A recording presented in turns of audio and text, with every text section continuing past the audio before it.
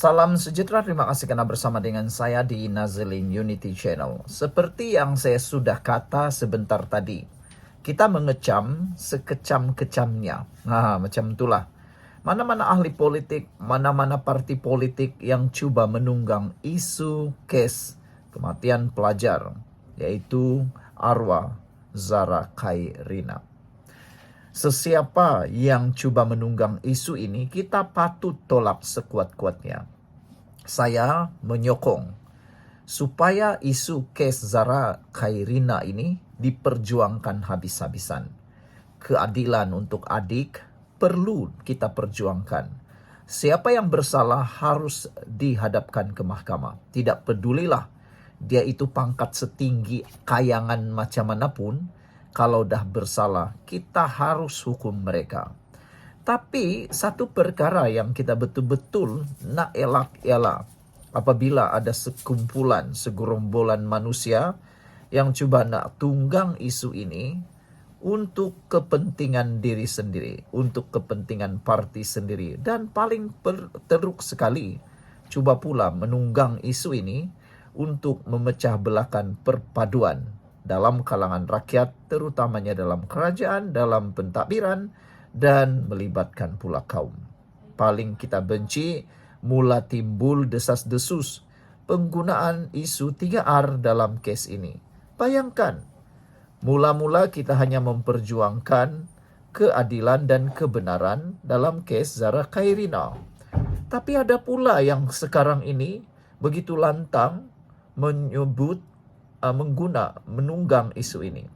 Hari ini kita dikejutkan oleh satu kenyataan daripada ahli pemimpin Perikatan Nasional, yaitu Afnan Hamimi.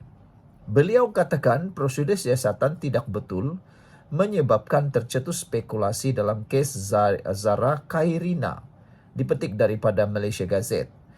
Ashraf Wajdi patut ganti Fadlina sebagai Menteri Pendidikan, kata Afnan Hamimi. Yang kau ni, Afnan, suka-suka pula nak mahu supaya ganti Fadlina. Apa tujuan kau nak nyatakan ini? Adakah itu tujuan untuk menyelesaikan masalah ini, atau sekadar nak mahu mengambil peluang untuk meneguk di air keruh, lalu menghuru-harakan pula kerajaan yang ada sekarang? Kalau benar kau nak memperjuangkan hal ini, janganlah kau mengambil kesempatan seperti itu.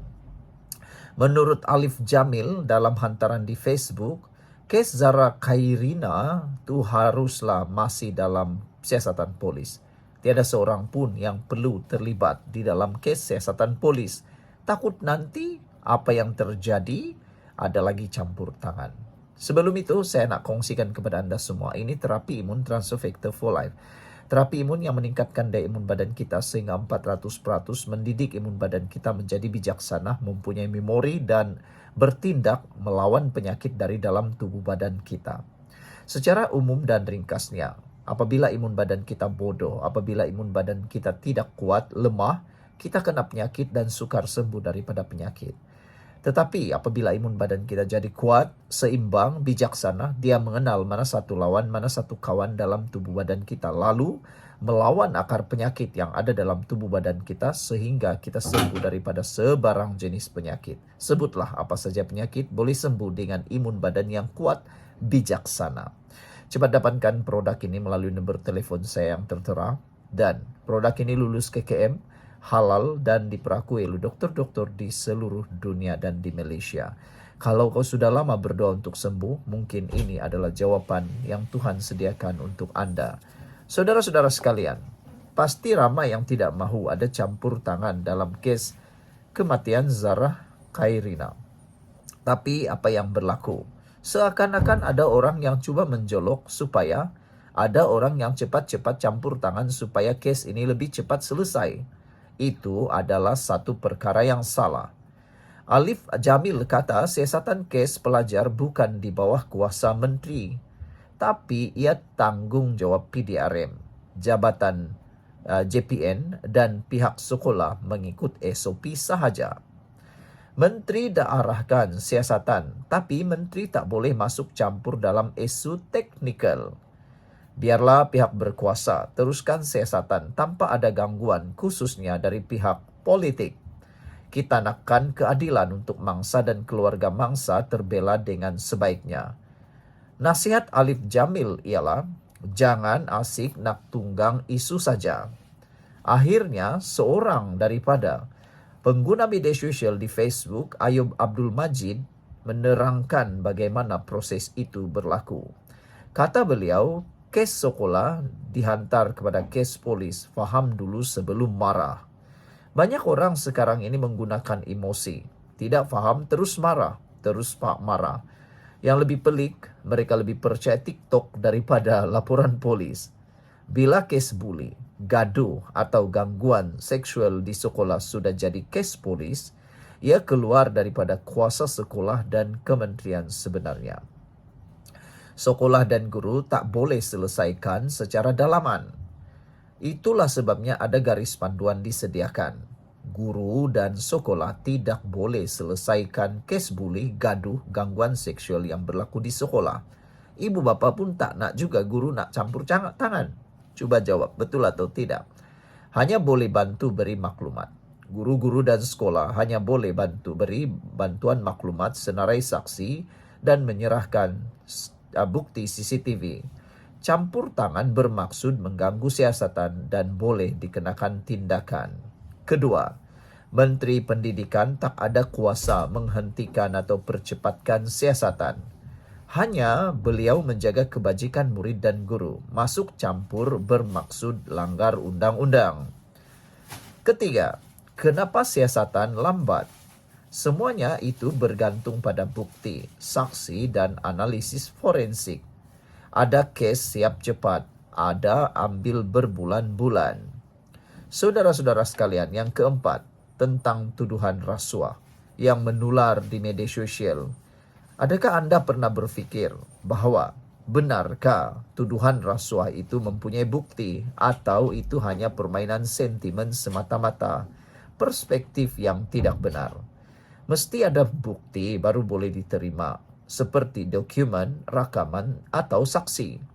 Dari mana saksi Anda peroleh? Salah satu perkara yang tular yang benar-benar fitnah dan bohong yang telah pun ditahan oleh MC-MC ialah penularan kes kononnya dimasukkan dalam mesin basuh. Semua itu bohong dan telah pun dinafikan. Bahkan peguam arwah Zara Khairina juga telah menyatakan itu hanya satu spekulasi dan tiada bukti. Jadi saudara-saudara sekalian, jika Anda mempunyai bukti, dokumen, rakaman, saksi, salurkan terus kepada SPRM, bukan sekadar di media sosial. Nasihat penting kepada netizen, jangan cepat share, tapi tanpa periksa kesahihannya. Saudara-saudara sekalian, netizen yang bijak membantu proses siasatan, bukanlah mengganggu. Ditulis oleh Muhammad Fadli, Justice for Zara. Saudara-saudara sekalian, seorang netizen memberikan komen dalam ruangan Facebook tersebut. Azwan Samsudin kata, mereka ambil peluang yang terhidang sambil cuba merosakkan perpaduan kerajaan.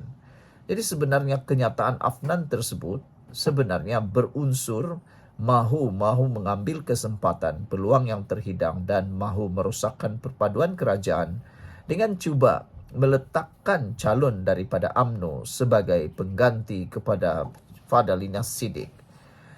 Ada juga yang menyebut nak pancing UMNO lah tu untuk jolok nama setiausaha UMNO. Inilah gila talak betul, kata Wan Muhammad. Muhammad Rahmat kata, itu dia muka penunggang-penunggang sedang beraksi. DK Aragon kata, dulu kes Adib Anda tunggang. Abang Belon pun Anda tunggang. Pakcik Petai pun Anda tunggang. Ini masanya Anda tunggang semuanya, termasuk kes Zara pula, kata Aragon. Anda bukan bersimpati, tapi cukup kejam untuk menunggang isu ini, katanya. Asal buka mulut saja, tungganglah mereka, kata Zul Zainul. Saudara-saudara sekalian, Muhammad Zairil kata nak menjadi yang terpaling lah tu. Sudahlah membising. biar tanggung jawab pihak berkuasa siasat. Perdana Menteri dan KPM dah arah siasat. Kalau nak prihatin sangat, bangkitkan sekali kes Alerham Wan Faris di Kelantan pada tahun 2013 itu. Ini keafnannya, kata Siti Hazar, yang mana dalam himpunan Turun Anwar pernah dicadangkan sebagai pengganti Perdana Menteri Anwar Ibrahim. Sekian untuk kali ini. Jangan lupa tinggalkan komen anda, tekan butang subscribe. Bye-bye.